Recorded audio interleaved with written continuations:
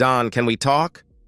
I'm Don, actually Donald, no D at the end, O'Malley, a detective with the City PD for more than 20 years. I'm a good detective, but I'm still unpromoted. Not that I can blame Captain Doherty, since I must admit that my mind tends to wander, especially during an investigation.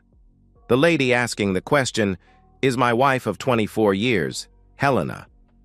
Sure, babe? Or we could cut to the chase and get naked in bed. Helena is an enigma. In many ways, she lacks self-confidence, but, thanks to her mother, she has the arrogant air of a Spanish grandee. She is now 43, and she is as lovely now as she was when I first met her when she was 17. Her hair was black and glossy. Then her skin was naturally beautiful, and her figure was slim. Now the hair color and gloss are the result of a weekly visit to the salon. Makeup has replaced nature as the source of her beauty, and she has stopped looking below the neck. Her breasts have remained small but have drifted south, and her bottom would look better on a much larger woman. Don't be frivolous, Don. Just getting naked isn't enough anymore. Our marriage has got a bit stale. I love you even more than the day Daddy walked me down the aisle, but we have lost the excitement. Anne says... Anne is Helena's best friend at work. If she ever appears on a TV quiz, her specialist subject will be divorce. She has gone through 3 of her own together with several assists. Recently, she has selected my wife to be her new wingman in her endless search for Mr. Right. I switch off while Helena continues to relay Anne's views on a happy marriage. Why don't we talk in bed? After we have intimacy, I ask, leering at her. Even if she was interested, she could not break the promise she made at lunchtime today. After so many years, even a lousy detective would know what his wife was thinking. I keep reading stories where a husband is blindsided by his wife's affair despite the many clues she dropped. I detect the first hint. What Helena wants to say is that she intends to spend the weekend with Eric Spencer, a work colleague, young enough to be her son if I had impregnated her when we first met. She solemnly promised Eric that I was cut off from intimacy. It seems they play with a different deck. I thought a vow, as in marriage vows, trumped a promise. Don, I'm being serious. If you love me at all, please just sit down and talk to me. Well, I waited until we were married to get into your panties, so I suppose I can wait until we've chatted before we take the discussion to our marital bed, I magnanimously offered. I was in at the very start of Helena's romance with Eric. She and I were the other couple when Anne invited Eric to dinner in her apartment. It was obvious from the outset that Eric had no interest in his date, but was enamored of my wife. By the time we took coffee through to the living room, Eric and Helena were openly flirting, and Anne could barely contain her rage. I refused to be her consolation prize, and I think it was that made her determined to destroy my marriage. Don, you know I love you to bits. I fell for you the moment Daddy and I visited you in the hospital. More than anything, I want us to be together in our golden years. But you must admit that our marriage has become stale. She stopped and looked at me pleadingly. Over the years, I have tried to meet her more than halfway. She comes up with an idea and I help her develop it and achieve her goal. Most of the things that bother her are of no importance to me, like the color of the drapes or the hemline of her dresses. I stand firm on things that really matter, which usually centered around some scheme of hers that would have harmed or embarrassed our 2 kids. Now they have left the nest. There is very little need for me to intervene between Helena and her latest craving. It's true that I was in hospital when we first met, an unworthy hero. Her father is the manager of a small bank which was being held up by a couple of crooks when my partner and I got the call. I was in uniform in those days, so we rolled up in black and white. I was making for the door of the bank when the bad guys came out, saw the patrol car, and began shooting. I fired 9 shots, 3 of which hit the target. My partner fired 4 times before the gun jammed. 1 crook dead, the other wounded. Good outcome. It was after they fell that our troubles started. My partner was reprimanded. A jammed gun is a big no-no. I had fired from behind a parked pedestrian car. I had no idea the driver was in the vehicle until he opened his door and knocked me over, so I banged my head on the pavement. I was being treated for concussion when the bank manager visited, bringing his 17-year-old daughter. He was running her to dance class, but she refused to stay alone in the car while he made the duty visit to the officer who had saved the bank's cash. I blame your work. We used to talk all the time and then rush upstairs. If you smiled at me like you do at that Eric guy, I'd be as hot for you as I was on our honeymoon. I answered. I had been enjoying winding her up with my irrelevant remarks, but I really needed to get this show on the road. Both Helena and I had agendas for this discussion. She wanted me to accept her weekend of intimacy as a prelude to an affair. I wanted her out of my life for good. Eric had bought the tickets for a spa hotel, which was her reason for urgency. I had resigned from my position with the police department and was moving 500 miles west at the end of the week. The difference was that I knew every detail of her plan, and she knew nothing about my intentions. Why would you mention Eric? I hardly know him. It's you I love, Don, and I want to make sure our marriage lasts and doesn't just sink into the sand. The metaphor of sinking into the sand is in Helena's DNA. Her mother, Isabella, has constructed an alternative reality conjured out of romance novels about Spanish nobles. Her father, like her husband, was a bank manager who, while he didn't reach the heights, earned enough to keep his wife and daughter in the style of the Spanish court at the time of Christopher Columbus. Isabella convinced herself and her daughter, my wife, that the family were of royal blood, cruelly deprived of their inheritance by wicked cousins. Life must have been scary in medieval Spain, with every other noble child being kidnapped by aforesaid wicked cousins and left in the forest to be a snack for wolves. There seems to have been a steady trade in millers and foresters, collecting such infants and raising them as their own. Living in this unlikely world blurred the lines for Isabella. Any means that led to the desired objective were legitimate. I first suspected on my wedding day that not everything Helena and her mother said was strictly true. When we met, Helena had magnificent black hair that reached her waist. After we were engaged, I was allowed to stand behind her in her parents' living room, brushing her shiny tresses while she watched TV and chatted with her mom. That was as intimate as we got since she had vowed that she would be chaste on her wedding day. I found out that was a lie a year after our second child was born. It was another year before I became aware that she made decisions without even thinking of consulting me. From then on, my love died, and I remained for the sake of our 2 kids. Have I got the name wrong? I politely inquired. I understood you were spending the weekend with Eric Spencer at the Heyday Hotel and Spa. Helena's face flushed under her makeup, while her mouth opened and closed much like a freshly landed fish. I was in a bar with a colleague when my youngest was nearly 3. We had got on the subject of health costs, and I noted the huge increase in the cost between the births of my 2 daughters. He had not noticed a similar change in very similar circumstances. The next day, I checked the detailed bills from the hospitals, and there it was, in black and white. Tubal ligation. Both girls were born by cesarean section. Helen had decided to have her tubes tied without mentioning it to me. It would have been less of a blow if we hadn't discussed contraception during her pregnancy. I offered to have the snip, which Helena rejected with horror. I need you to be a man. Can you picture the derision of a fighting bull trotted out to meet the matador without his cojones? She called off any further discussion until she had consulted her mother. When we resumed relations after the birth, she assured me that the problem was fixed. There was no sign of an insert, so I assumed she had an IUD or was taking the pill. It's not like you think, Don. Just let me explain so you understand that it has nothing to do with my love for you. She recovered more rapidly than I expected. I guess she expected she would have to explain this and had probably rehearsed her reply with Anne. It's mainly to support Anne. Like that dinner date we had with her and Eric, remember? Getting her tubes tied wasn't the first unilateral decision.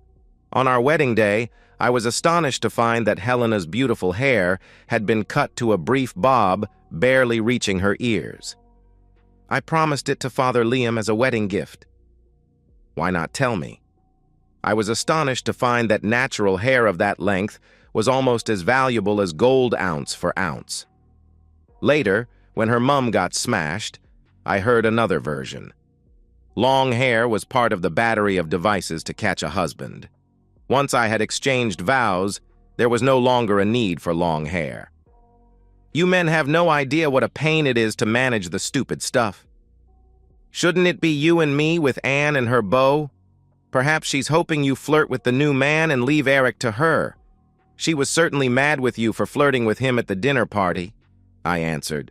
Father Liam turned out to be interested in more than Helena's long hair. When my youngest was almost 2, he was brought into the station in handcuffs, a victim of a mixed marriage. The mother had been a member of the Good Father's flock since childhood and had attended his confirmation classes. Her husband was not a Catholic and did not understand the need for the father to use his ancient prick for spiritual guidance. Father Liam acknowledged that he might have broken civil law, but he pled not guilty since he was obeying God's law. Confirmation was not just to prepare the spirit. A girl had to learn to become a woman able to care for her husband, keeping the family together and raising lots of little Catholics. Neither oral nor penetrative intimacy was natural, and so had to be taught. Emotions can run high, so the safest teacher was the parish priest, sworn to celibacy. His defense might have swayed the jury until a grandmother was interviewed by the police. She, her daughter, and her granddaughter had all been confirmed by Father Liam. She acknowledged that in each case the purpose was to prepare the girl for marriage. All went well until the interviewing officer asked her if she had enjoyed the intimacy. "It's the best intimacy I've had in my life, and I've buried 2 husbands. I've been back often so the father can give me a refresher course." Her lawyer objected, but the damage was done. All the while I had been repressing my sexual urges, fobbed off by brushing her long hair. Helena was having twice-weekly intimacy romps with a celibate priest 50 years older than her. "Donnie, honey, it's all for us. I've been a wonderful wife and mother, and I have every intention of continuing to be so. I've run out of ideas for pleasing you in bed. This weekend with Eric is simply to widen my perspectives. It means nothing. I hardly know him, but he is young and enthusiastic. I will come back on Monday full of new ideas. We'll both benefit, my love. I haven't loved my wife for 18 years, but I still care for her, so I checked out Eric before I decided to dump her onto the poor sucker. He has never been married, although he has had a number of serious relationships. They all foundered in his relationship with his mother. His father died when he was about 4, after which Mommy became father and mother. He left home to attend college, but moved back in with his mom after his freshman year when she sold up and bought a house within walking distance of the campus. When he was promoted about 8 months ago, he had to move and has been living ever since in a studio apartment. Officially, he is searching for a suitable property that Mommy can buy so he can move back in. Reading between the lines, he is in no hurry. He has had several dates with work colleagues, and it now appears that he has everything he needs. Helena is almost as old as his mother, but, unlike Mommy, she is sexually available. "I don't feel comfortable with this arrangement," I said, looking her straight in the eye. This was a critical moment when I would need to choose my words carefully. "It's not fair." Fair is the key word. In Helena and Isabella's world, fairness is everything.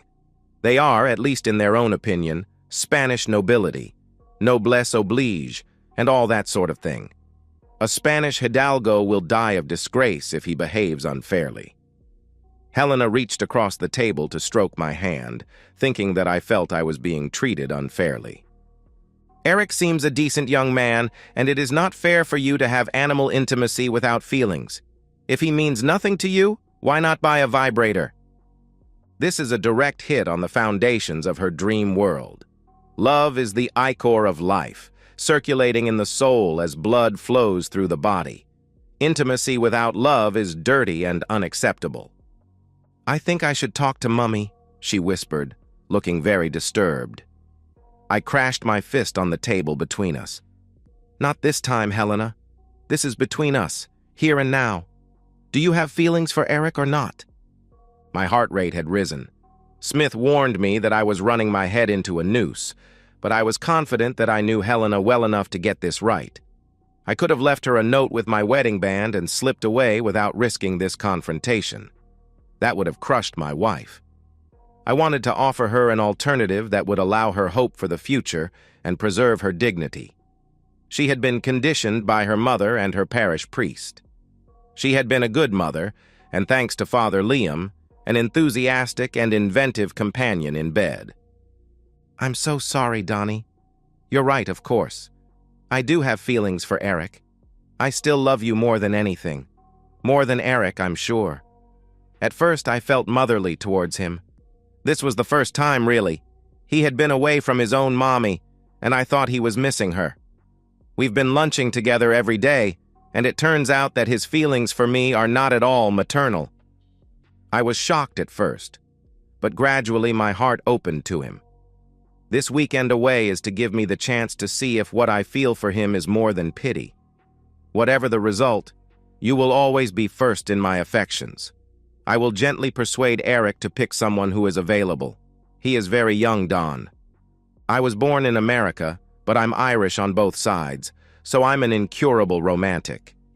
I can understand Helena's feelings for Eric because I have to be in love to be able to function properly. When I fell out of love with my wife, I fell in love with a colleague.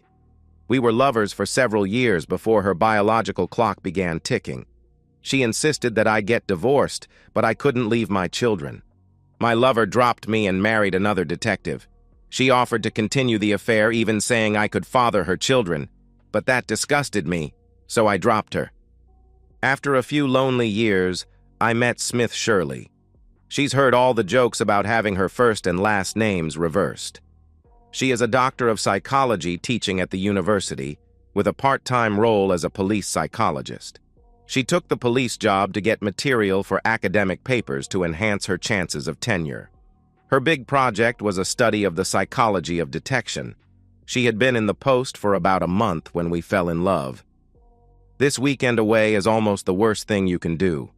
Whatever feelings you have for Eric will develop in a hothouse atmosphere very different from real life. We've enjoyed many good times like the spa break, but we've also been through the bad times. You're not giving him the chance to see you in a relaxed, everyday situation. There must be a better way of exploring your developing feelings. I was ready to divorce Helena 3 years ago when our youngest went to college, but Smith insisted that we wait until she had secured tenure at the university. In that waiting period, her biological clock has been getting louder and louder.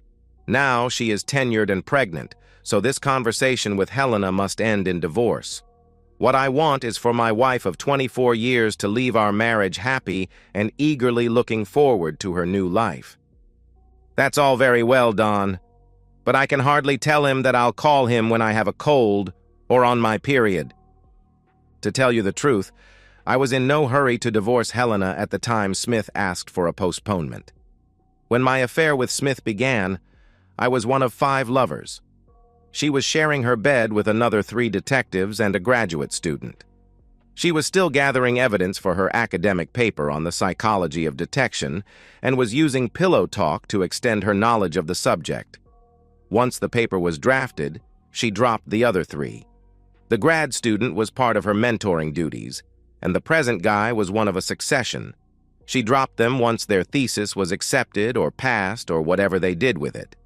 I didn't mind the infidelity, but Smith proved to be as economical with the truth as my wife. There was at least a suggestion of jumping from the frying pan into the fire and leaving Helena for Smith. Of course, I couldn't ask my lover to be exclusive while I was sharing a bed with my wife. I was thinking about Eric's tiny flat, Helena. It reminds me of how we started off. I reached out and held her hand, giving her a fond look. In fact, there's a lot in common. You and I didn't have intimacy until we moved into that flat, just like you and Eric. It was while we lived there that we really built the relationship that has lasted almost a quarter of a century. I can't help feeling that you and Eric deserve the same chance to explore your feelings. I squeezed her hand and gave a theatrical sigh. Happy days. Smith is a great planner. When the baby arrives, I will be retired and will become a house husband, mainly responsible for the development of the infant for the next 20 years or so.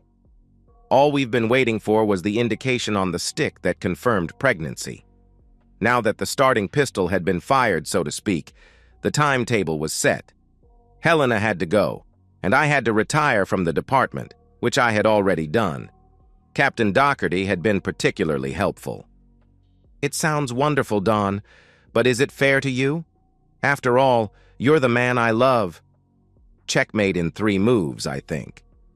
You're very sweet, Helena, but the alternative is for your possible romance to drag on for months.